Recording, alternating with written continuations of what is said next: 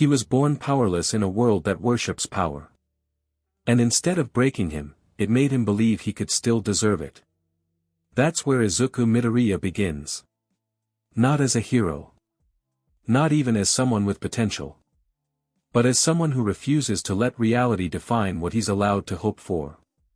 But this story isn't really about superpowers. It's about something much quieter, and much more uncomfortable. It's about earning the right to become someone new. When everything in your life tells you that you can't. In the world of My Hero Academia, almost everyone is born with a quirk, a superhuman ability that shapes their identity and their place in society. Midoriya isn't.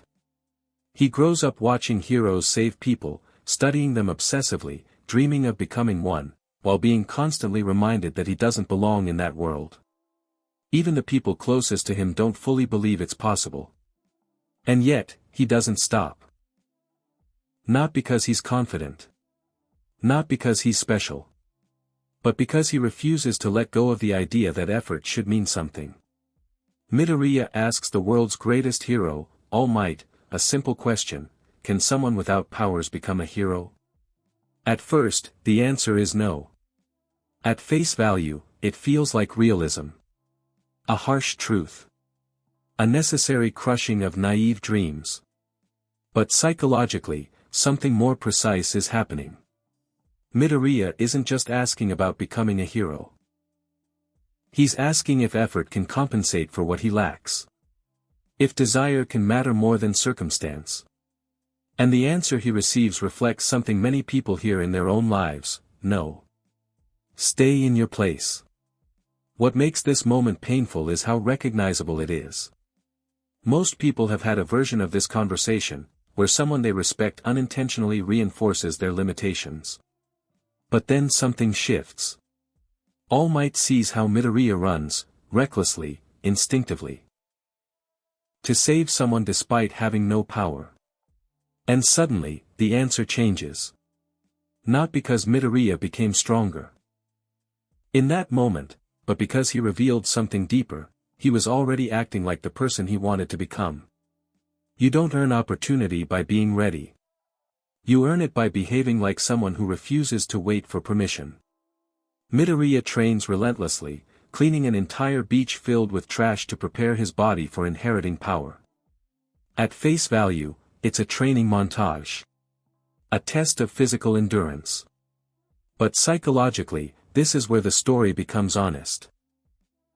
Because this isn't heroic work. It's repetitive. Unseen.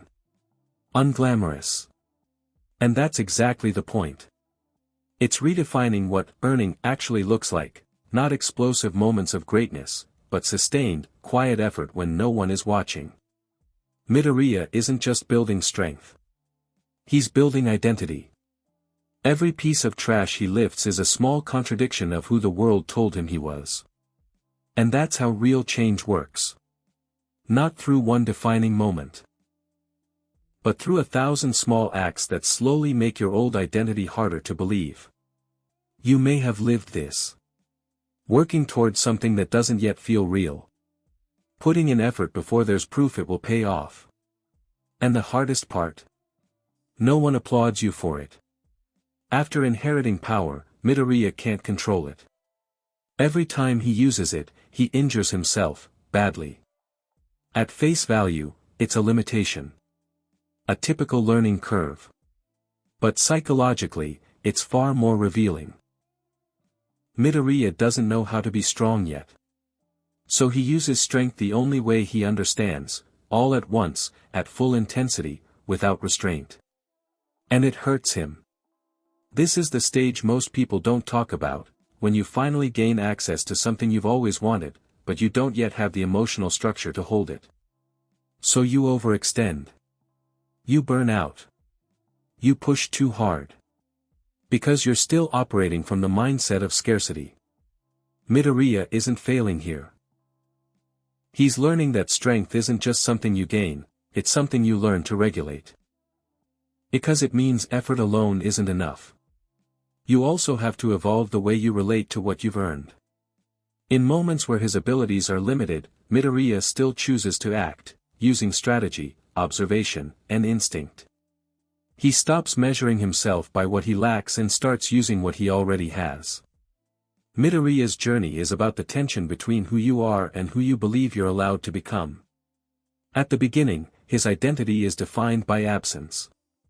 And yet, he builds himself anyway. Not through blind optimism, but through repeated, uncomfortable effort. You don't wait to feel worthy before you act. You act until your behavior makes that belief unavoidable. Growth is messy. You don't become strong and then feel confident. You feel uncertain, while becoming strong. Most people aren't born into the version of life they want. They start behind, unprepared, unsure. And the world is quick to tell them what that means. Over time, those messages become internal. You stop trying, not because you don't care, but because you've accepted a version of yourself that feels fixed. Midoriya challenges that. He doesn't wait to be recognized before he starts acting like who he wants to become. In the end, he didn't become strong the moment he